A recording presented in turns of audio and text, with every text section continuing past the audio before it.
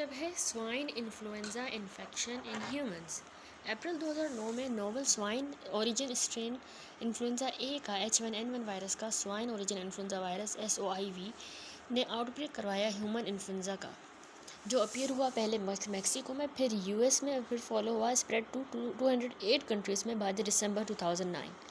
Center for the Disease Control and Prevention (CDC) uses the name novel influenza A H1N1 for this virus. As of December 2009, million of cases जो है वो report हुए world wide. There have been so many cases that most countries have stopped documenting the number of the cases. Worldwide 9,596 death हुई, जो कि 10445 जो हैं 1445 जो हैं यूएस में. जून 11, 2009 में वर्ल्ड हेल्थ ऑर्गेनाइजेशन ने डिक्लेयर किए लेवल 6 पेंडेमिक हाईएस्ट लेवल का alert. By August 2010, number of cases had declined significantly and pandemic warning were signed. As of this writing, in November 2013, number of the cases in the US and worldwide has significantly declined. Disease ने affect किया primarily young people को. 60% जो cases थे वो 18 year से या younger थे. Symptom उसमें जनरल माइल्ड थे with few fatalities occurring in the medically compromised patient. There was no outbreak of the swine influenza in pigs prior to this human outbreak. Pork खाने से भी ट्रांसफर नहीं हो रहा था वायरस. SOIV जो है ना, उसने क्वाड्रपल रीअसॉर्टमेंट है. इसमें quadruple रीअसॉर्टमेंट हेमाग्लूटिनिन, nuclear protein and non-structural protein genes in the North American swine origin. The neuraminidase and the matrix proteins gene are of the Eurasian swine origin. Genes जो इनकोड करते हैं 2 subunit polymerase के, वो भी North American के avian origin के हैं. और जीन जो इनकोड करता है 3rd सब यूनिट ऑफ द पॉलीमरेज, तो वो भी H3N2 ओरिजिन का है. ट्रिपल रीअसॉर्टमेंट भी स्ट्रेन सर्कुलेट किया नॉर्थ अमेरिकन में स्वाइन में सेवरल सालों तक प्रायर टू 2009, लेकिन इसने ह्यूमन इन्फ्लुएंजा को कॉज करवाया ओनली रेयरली. ट्रिपल रीअसॉर्टमेंट स्ट्रेन में सारे 5 जीन्स जो हैं वो पॉलीमरेज जीन नहीं होते of the North American swine origin, and the polymerase gene have same origin as the quadruple reassortment. ये स्ट्रेन इसको यूरेशियन स्वाइन ओरिजिन नहीं है. की पॉइंट ये है कि most people worldwide do not have protective antibody against the swine hemagglutinin of SOI1, even though they have many antibodies against the seasonal strain of the H1N1 virus acquired by either immunization or by exposure to the virus itself. Note करें also कि SOIV spread होता है readily human से human in contrast होता है avian H5N1 strain, जो कि ऐसे नहीं होता. PCR टेस्ट डायग्नोसिस के लिए SOI1 इन्फेक्शन के लिए भी अवेलेबल है. SOI1 जो है सेंसिटिव है टू द ओस्टेलमिविर एंड जेनामिविर, उनको सेंसिटिव है, लेकिन ये अमेंटिडिन को रेजिस्टेंट है और रिमाटिडिन को भी रेजिस्टेंट है. दोनों इनएक्टिवेटेड और जो लाइव एटीन्यूएटेड वैक्सीन है SOI1 के लिए वाइडली अवेलेबल हैं 2009 से. नेक्स्ट अब हम स्टार्ट करेंगे पैरामिक्सोवायरसेस. पैरामिक्सोवायरसेस जो होते हैं वो फैमिली कंटेन करती है असल में 4 ह्यूमन पैथोजन. उसमें मीजल्स वायरस आ जाता है, mumps virus, respiratory syncytial virus and parainfluenza virus. ये डिफ़र करते हैं ऑर्थोमिक्सोवायरस से इसमें कि इनके जीनोम्स जो हैं वो सेगमेंटेड नहीं होते पैरा के, और इनको लार्जर डायमीटर होता है, और उनके सरफेस स्पाइक्स भी जो है वो डिफरेंट होते हैं. अभी टेबल में हम देखेंगे. सबसे पहले देखें पैरामिक्सोवायरस जो ना कंपोज होता है 8 पीस का of single stranded RNA, a helical उसका न्यूक्लियोकैप्सिड होता है and outer lipoprotein envelope. Viral में RNA डिपेंडेंट RNA पॉलीमरेज मौजूद होता है जो कि ट्रांसक्राइब करता है नेगेटिव पोलैरिटी जीनोम को इनटू द मैसेंजर RNA. ये जीनोम इसीलिए इन्फेक्शस नहीं होता. इन्वेलप इसका ना कवर्ड होता है स्पाइक्स के साथ, जिसमें जो है वो हीमोग्लूटिनिन भी होते हैं और न्यूरामिनिडेज भी होते हैं. फ्यूजन प्रोटीन या फिर हो सकती है जो कॉज कराती है सेल की fusion and in some cases haemolysis. Next अभी हम टेबल देखें 39(1). पहले 39(4) देखें. 39(1) हमने ऊपर देखा था. इसमें देखिए इन्वेलप स्पाइक्स हैं पैरामिक्सोवायरसेस के बारे में. मीजल्स वायरस में हीमोग्लूटिनिन भी होगा, फ्यूजन प्रोटीन्स भी होंगी जो फ्यूजन करवाती हैं या फिर हीमोलाइसिस कराती हैं, लेकिन मीजल्स में न्यूरामिनिडेज नहीं होगा. मम्प्स में तीनों मौजूद होते हैं. रेस्पिरेटरी सेंसेशन में सिर्फ एक मौजूद होता है फ्यूजन प्रोटीन, बाकी एब्सेंट होती हैं. हेमाग्लूटिनिन भी नहीं होता, न्यूरामिनिडेज. और पैरा इन्फ्लुएंजा में तीनों मौजूद होती हैं. ठीक है, बस ये डिफरेंस याद करें. और ये देखिए ये 1 इंडिकेट कर रहा है कि मीजल्स और मम्स फ्यूजन प्रोटीन हीमोलाइसिस भी करवाती हैं, और नंबर 2 जो है कि mumps virus and parainfluenza जो है वो haemagglutinin and neuraminidase same spike पे होते हैं और फ्यूजन प्रोटीन डिफरेंट स्पाइक पे होती है। ठीक है, ये सेम स्पाइक पे होंगे लेकिन ये डिफरेंट स्पाइक पे होगी मम्स में और पैरा इन्फ्लुएंजा में। अभी हम देखते हैं मीजल्स वायरस को डिटेल में। डिजीज़, ये वायरस मीजल्स कॉज कराता है, जो डिजीज़ कैरेक्टराइज होती है असल में मैक्यूलोपेपुलर रैश के साथ। ये ज़्यादातर बच्चों में चाइल्डहुड में होती है।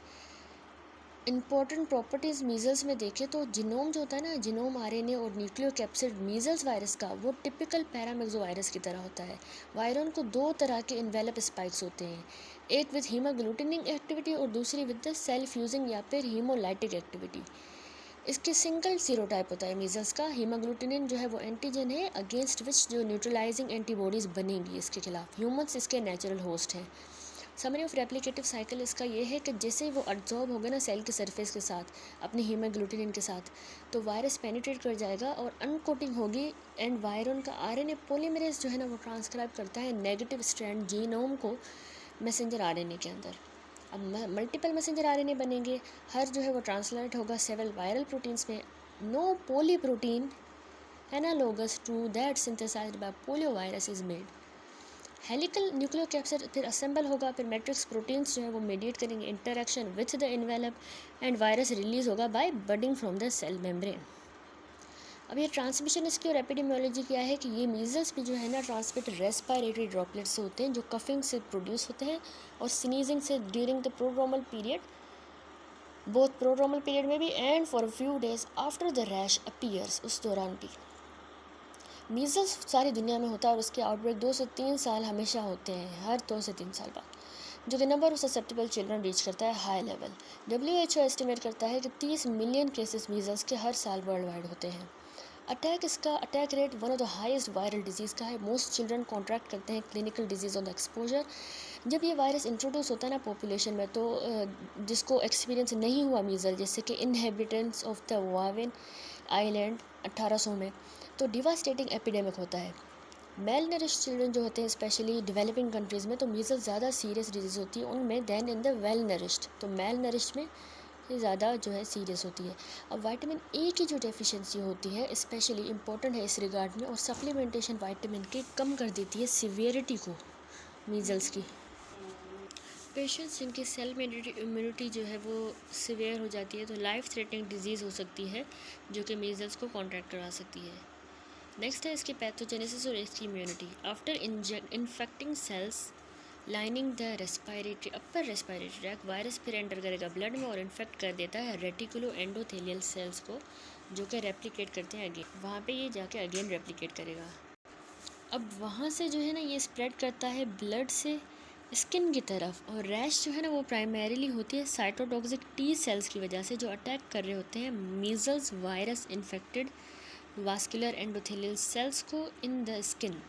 मतलब जो मीजल्स के वायरस से जो इन्फेक्ट हुई है, मीजल्स से वायरस के से अफेक्टेड जो हमारी एंडोथेलियल सेल्स होते हैं वो भी स्किन में, तो उसको जो है ना साइटोटॉक्सिक टी सेल्स जाके अटैक कर रहे होते हैं। एंटीबॉडी मेडिएटेड वास्कुलाइटिस भी प्ले करती है role. Shortly after rash appear होती है तो virus no longer can be recovered and the patient can no longer spread the virus to others. Multinuclear जो जायंट सेल्स होते हैं जो कि बनते हैं as a result of the fusion protein से इन द स्पाइक्स, वो characteristic होता है इन लेजन्स का, वो फ्यूजन प्रोटीन्स की स्पाइक्स की वजह से बनता है। लाइफ लॉन्ग इम्यूनिटी होती है इंडिविजुअल्स में जिनको डिजीज़ हुई है। आल्दो IgG एंटीबॉडी प्ले करती है role in neutralizing the virus during the viraemic stage में न्यूट्रलाइज करती हैं, और सेल मेडिएटेड इम्यूनिटी ज़्यादा इंपॉर्टेंट होती है इसमें। इंपॉर्टेंट सेल मेडिएटेड इम्यूनिटी की इलस्ट्रेट हुई है बाय द फैक्ट कि ए गामा ग्लोबिनेमिक चिल्ड्रन जो है उनको नॉर्मल कोर्स ऑफ डिजीज़ होती है, are subsequently immune and are protected by immunization. Maternal antibodies pass करती है प्लेसेंटा से और इन्फेंट प्रोटेक्ट हो जाते हैं अपने 6 महीने पहले के लाइफ के। इन्फेक्शन मीजल्स के साथ वायरस ट्रांजिएंटली डिप्रेस करता है सेल मेडिएटेड इम्यूनिटी को against other intracellular microorganism जैसे माइकोबैक्टीरियम ट्यूबरकुलोसिस के लिए, जिसकी वजह से लॉस होता है purified protein derivative skin test reactivity का रीएक्टिवेशन डोरमेंट ऑर्गेनिज्म की और क्लिनिकल डिजीज़। प्रपोज मैकेनिज्म इस अनयूजुअल फाइंडिंग का है कि जब मीज़ल वायरस बाइंड करेगा अपने रिसेप्टर के साथ, जिसको CD46 कहा गया है, जो कि ह्यूमन के मैक्रोफेजेस पे मौजूद होते हैं, तो इंटरल्यूकिन 12 की प्रोडक्शन नेसेसरी होती है सेल मेडिएटेड इम्यूनिटी के लिए, ताकि वो हो। तो वो इंटरल्यूकिन 2 जो है वो सप्रेस हो जाता है, उसका सिंथेसिस। हमें मीज़ल्स के पेशेंट में क्लिनिकल फाइंडिंग्स क्या मिलती हैं? आफ्टर द इंक्यूबेशन पीरियड 10 से 14 डेज़ के बाद प्रोड्रोमल फेज़ आता है, जिसमें फ़ीवर हो रहा होता है, कंजक्टिवाइटिस होता है कॉजिंग फोटोफोबिया। इसके अलावा उसमें रनी नोज़ भी होती है और कफिंग भी हो रही होती है। कॉप्लेक्स स्पॉट्स जो होते हैं वो ब्राइट रेड किस्म की लेजन्स होती हैं with a white central dot होता है, जो कि लोकेटेड होता है बक्कल म्यूकोजा पे, and are virtually diagnostic. Few days के बाद मैक्यूलोपेपुलर रैश हो जाती है, जो कि फेस पे हो रही होती है, प्रोसीड करती है gradually down the body to the lower extremities, जिसमें पाम्स भी आ जाते हैं, सोल्स भी। रैश अपने ब्राउनिश ह्यू डेवलप करती है आफ्टर सेवरल डेज़। ये पिक्चर देखें, इसमें स्प्लॉची मोर्बिलिफॉर्म मैक्यूलोपेपुलर रैश दिखाई गई है। कॉम्प्लिकेशन मीज़ल्स की क्वाइट सीवियर है। इंसेफेलाइटिस होती है at a rate 1/1000 cases of the measles में, इसलिए इसमें ये हो जाती है। मोर्टेलिटी रेट इंसेफेलाइटिस से 10% है, और परमानेंट सिक्वेले जैसे कि डेफनेस और mental retardation 40% of the cases में होती है। इन एडिशन दोनों प्राइमरी मीज़ल्स जो कि जायंट सेल नमूनिया होता है और सेकेंडरी बैक्टीरियल नमूनिया हो जाता है। बैक्टीरियल ओटाइटिस मीडिया भी क्वाइट कॉमन होती है इसमें। सब एक्यूट स्क्लेरोजिंग पैन इंसेफेलाइटिस भी रेयर है, फैटल डिजीज़ है of the central nervous system, जो कि सेवरल सालों के बाद होता है after the measle. Measles pregnant women में लीड करता है increased risk of still birth rather than congenital abnormalities. Measle virus जो है इन्फेक्शन फीटस का ज़्यादा सीवियर होता है देन द रूबेला वायरस का इन्फेक्शन। तो जो मीज़ल्स का है वो फेटल डेथ करवा देता है, जबकि लेटर कंजेनाइटल एबनॉर्मलिटीज़ करवाता है रूबेला। एटिपिकल मीज़ल होता है कुछ पीपल में जो कि किल्ड वैक्सीन दिए गए होते हैं एंड सब्सिक्वेंटली इन्फेक्ट हो जाते हैं मीज़ल्स के साथ, इसको एटिपिकल मीज़ल्स कहा जाता है। ये कैरेक्टराइज होता है एक एटिपिकल रैश के साथ विदाउट द कॉप्लिक स्पॉट, क्योंकि किल्ड वैक्सीन जो है वो यूज़ नहीं की जाती for many years. Atypical measle हुए हैं सिर्फ एडल्ट में और ये इनफ्रीक्वेंट है। कॉप्लिक्स स्पॉट्स जो हैं वो गौर से देखें, जो कि बक्कल म्यूकोजा पे होते हैं, वो कुछ इस तरह के होते हैं, नज़र आ रही है ये वाली, ये कॉप्लिक्स स्पॉट है, ठीक है, इस तरह से। लेबॉर्ट्री डायग्नोसिस कैसे की जाती है मीज़ल्स की? ये क्लिनिकल ग्राउंड पे होती है, लेकिन वायरस आइसोलेट किया जाता है सेल कल्चर में। Greater than 4-fold rise antibody के टाइटर में भी होता है, वो भी डायग्नोस्टिक है, और PCR से भी यूज़ किया जाता है। ट्रीटमेंट इसमें कोई भी एंटीवायरल थेरेपी अवेलेबल नहीं है। प्रिवेंशन कर सकते हैं वो इम्यूनाइजेशन होती है, with the live attenuated vaccine दी जाए।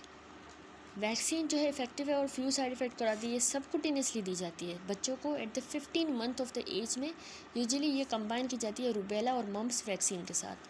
वैक्सीन बच्चों को नहीं देनी चाहिए prior to the 15 month of the age, क्योंकि मैटरनल एंटीबॉडी बच्चों में न्यूट्रलाइज करती है वायरस को और रिड्यूस करती है इम्यून का रिस्पॉन्स। क्योंकि इम्यूनिटी वेन कर जाती है तो बूस्टर डोज भी रिकमेंडेड है। वैक्सीन में लाइव वायरस है तो ये इम्यूनो कॉम्प्रोमाइज्ड को या प्रेग्नेंट वुमेंस को नहीं देनी चाहिए। वैक्सीन कम करनी चाहिए, नंबर ऑफ़ केसेस कर देती है मीज़ल्स का यूएस में, और सिर्फ 138 रिपोर्ट हुए केसेस मीज़ल्स के 1997 में। हाउएवर आउटब्रेक स्टिल होते हैं अनइम्यूनाइज्ड इंडिविजुअल, इससे बच्चों में, इनर सिटीज़ के जो होते हैं और डेवलपिंग कंट्रीज़ के। किल्ड वैक्सीन जो है वो नहीं यूज़ करनी चाहिए। इम्यून ग्लोबुलिन यूज़ कर सकते हैं टू मॉडिफाई द डिजीज़ अगर अनइम्यूनाइज्ड individual if given to unimmunized individual early in the incubation period। ये स्पेशली नेसेसरी है अगर unimmunized individual immunocompromised हो। दैट्स इट, ये यहाँ पे कंप्लीट हुआ। नेक्स्ट अब हम करेंगे मम्प्स वायरस के बारे में। डिजीज़, ये वायरस जो है ना मम्प्स कॉज कराता है, जो डिजीज़ कैरेक्टराइज होती है पैरोटिड ग्लैंड की स्वेलिंग के साथ। ये ज़्यादातर बच्चों में होती है। क्लिनिकल फाइंडिंग जो है ज़्यादा कंप्लीट डिस्क्रिप्शन हम क्लिनिकल फाइंडिंग्स में देखेंगे। इम्पोर्टेंट मम्प्स में प्रॉपर्टीज़ ये है कि जीनोम RNA का जीनोम आरएनए और जो न्यूक्लियोकैप्सिड हैं are those of a typical paramyxovirus. ठीक है, वायरन को दो तरह के एनवेलप स्पाइक होते हैं, एक दोनों हीमोग्लूटिनिन और न्यूरामिनिडेज एक्टिविटीज़ के साथ और दूसरे सेल फ्यूजिंग और हीमोलाइटिक एक्टिविटीज़ के साथ। वायरस को सिंगल सीरोटाइप है। न्यूट्रलाइजिंग एंटीबॉडीज की डायरेक्टेड होती हैं अगेंस्ट द हीमोग्लूटिनिन।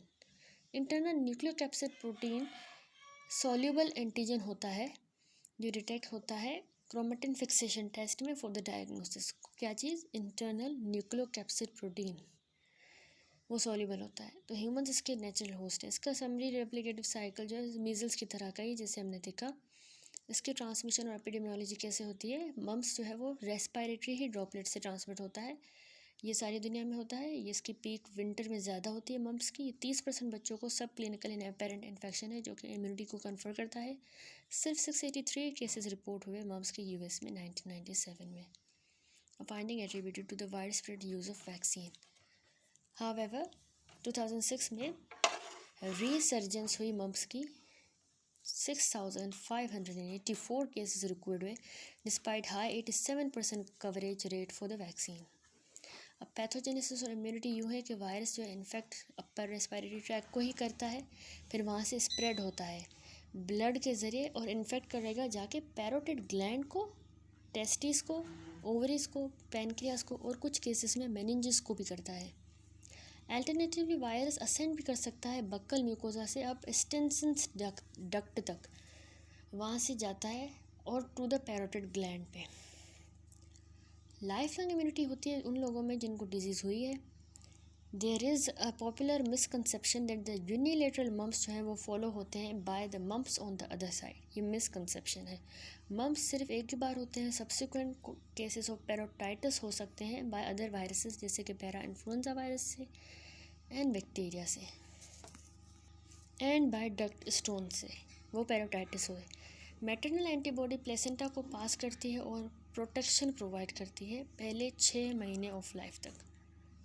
नेक्स्ट है clinical findings. After an incubation period of the 18 to 21 days prodromal fever होता है, इसमें मलेज होता है, एनोरेक्सिया भी हो रहा होता है, टेंडर स्वेलिंग होती है पैरोटिड ग्लैंड की, या तो यूनिलेटरल होती है या बायलेटरल। ये कैरेक्टरिस्टिक इंक्रीज पैरोटिड पेन का होता है जब सिट्रस जूसेस पिए जाते हैं, खट्टे जूस। ये डिजीज़ टिपिकली बिनाइन होती है और 1 हफ्ते के अंदर रिजॉल्व हो जाती है। 2 कॉम्प्लिकेशन इसकी सिग्निफिकेंस रखती हैं। एक orchitis in the post pubertal males, जिसमें अगर बायलेटरल होगी तो स्टेरिलिटी हो जाती है। ऑर्काइटिस यानी कि इन्फ्लामेशन ऑफ द टेस्टिस, दोनों की होगी तो स्टेरिलिटी। पोस्ट प्यूबर्टल मेल्स जो हैं उनको फाइब्रस ट्यूनिका होता है, एल्ब्यूजीनिया, जो कि रेजिस्ट करता है एक्सपेंशन को, जिसकी वजह से प्रेशर नेक्रोसिस हो जाती है स्पर्मेटोसाइट्स की, प्रेशर नेक्रोसिस। यूनिलेटरल जो ऑर्काइटिस होती है आल्दो क्वाइट पेनफुल है लेकिन उससे स्टेरिलिटी नहीं होती।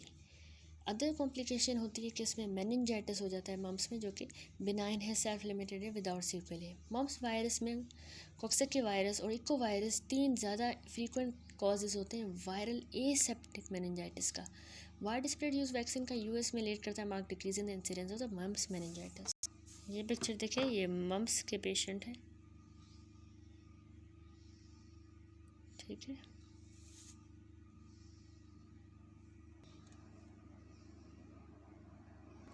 अब ये लैब में मम्स कैसे डायग्नोस होते हैं? ये ज़्यादातर क्लिनिकली की जाती है लेकिन लेबोरेटरी टेस्ट अवेलेबल है for the confirmation.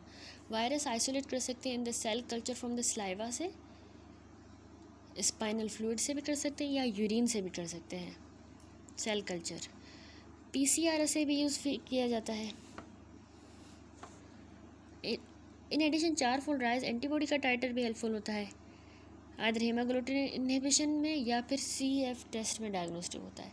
Single chromatin fixation test that ऐसे दोनों S को भी और V वायरल एंटीजन को भी यूज़ किया जाता है, क्योंकि एंटीबॉडी S एंटीजन को अपीयर होती हैं पहले अर्ली और शॉर्ट लिव्ड होती हैं, तो ये इंडिकेट करती हैं करंट इन्फेक्शन हुआ है। अगर सिर्फ V एंटीबॉडी हमें मिलती है तो पेशेंट को मम्स पास्ट में हुआ है, ठीक है। S और V का ये याद रखना है।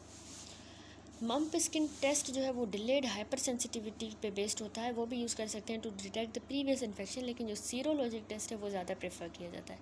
मम्प्स स्किन टेस्ट जो है वो वाइडली यूज़ किया जाता है टू डिटरमाइन कि वेदर पेशेंट की सेल इम्यूनिटी कॉम्पिटेंट है या नहीं। ट्रीटमेंट हम इसमें कोई भी एंटीवायरल थेरेपी नहीं है फॉर द मम्स। प्रिवेंट ही कर सकते हैं, उसमें लाइव एटेन्यूएटेड वैक्सीन से इम्यूनाइजेशन करेंगे। वैक्सीन इफेक्टिव है और लॉन्ग लास्टिंग है 10 सालों तक और फ्यू साइड इफेक्ट कॉज करवाती है। 2 इम्यूनाइजेशन रिकमेंडेड है, एक 15 महीनों पे और दूसरा बूस्टर डोज 4 से 6 साल में, यूजुअली कॉम्बिनेशन के साथ विद मीजल्स और रुबेला वायरस। क्योंकि ये लाइव वैक्सीन होती है तो ये इम्यूनो कॉम्प्रोमाइज़ में नहीं देनी, ना ही प्रेग्नेंट वुमेन में। इम्यून ग्लोबुलिन यूज़फुल नहीं होता फॉर प्रिवेंटिंग या मिटिगेटिंग द मम्स और ऑर्काइटिस। लेट 1980s में आउटब्रेक मम्स का हुआ, दोनों इम्यूनाइज्ड में भी और अनइम्यूनाइज्ड में भी। इसने लेड की रिकमेंडेशन 1989 के सेकेंड कोर्स MMR का मीजल्स मम्स रूबेला वैक्सीन का एडमिनिस्टर किया जाए।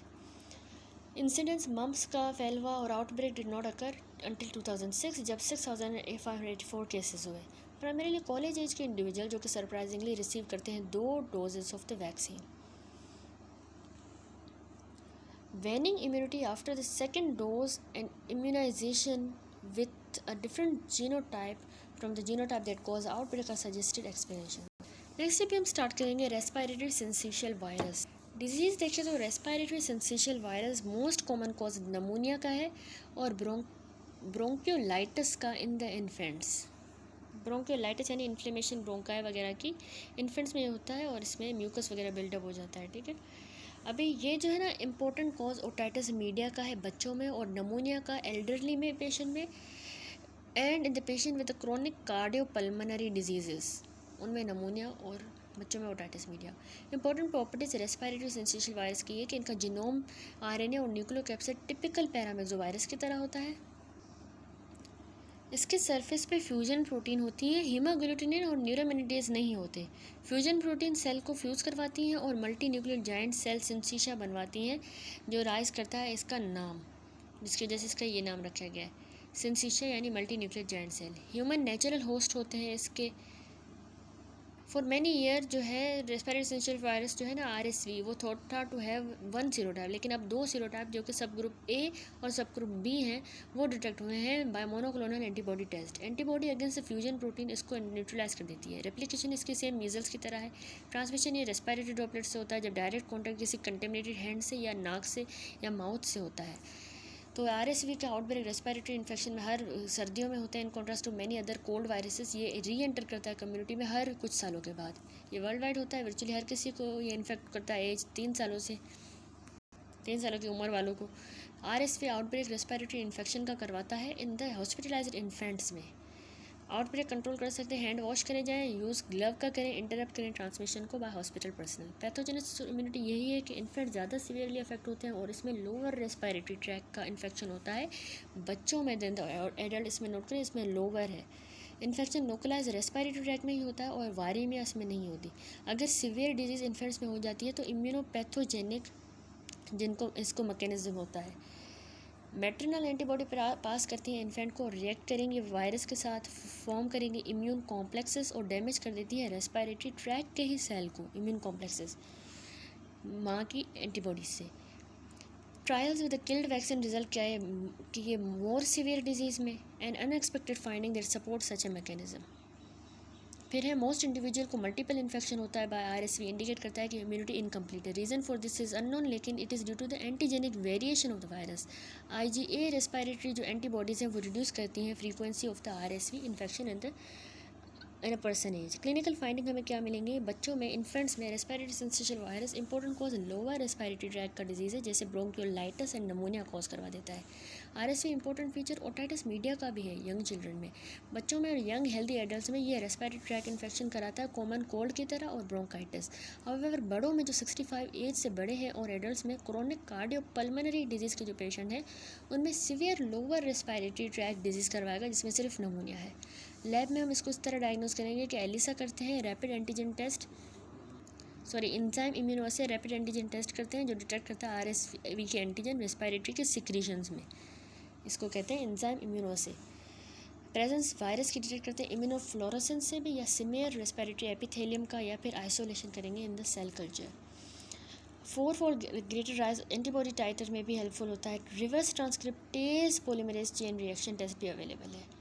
ट्रीटमेंट इसमें हम एरोसोलिजिड राइबावायरिन एरोसोलाइज्ड राइबावायरिन जो वायराजोल है वो रिकमेंड करते हैं सीवियरली इल हॉस्पिटलाइज्ड इन्फेंट में, लेकिन अनसर्टेनिटी रिगार्डिंग इट्स इफेक्टिवनेस है। कॉम्बिनेशन राइबावायरिन का और हाइपर इम्यून ग्लोबुलिन्स का आरएसवी के खिलाफ इफेक्टिव होता है। प्रिवेंशन ये है कि इसमें कोई वैक्सीन नहीं है। प्रीवियस अटेम्प्ट है टू प्रोटेक्ट करें with the killed vaccine, result किया एक increase in the severity symptom की बढ़ गई।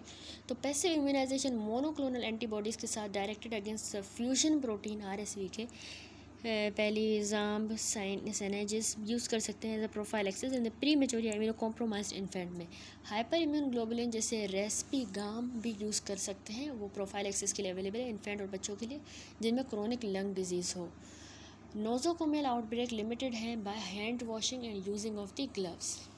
हाइपर इम्यून ग्लोबुलिन असल में कंसनट्रेटेड एंटीबॉडीज़ ही होती हैं जो कि एज ए प्रोफाइलैक्सिस यूज़ की जाती है, और रेस्पिरेटरी सिंसिशियल वायरस में ये रेस्पीगाम यूज़ की जाती है।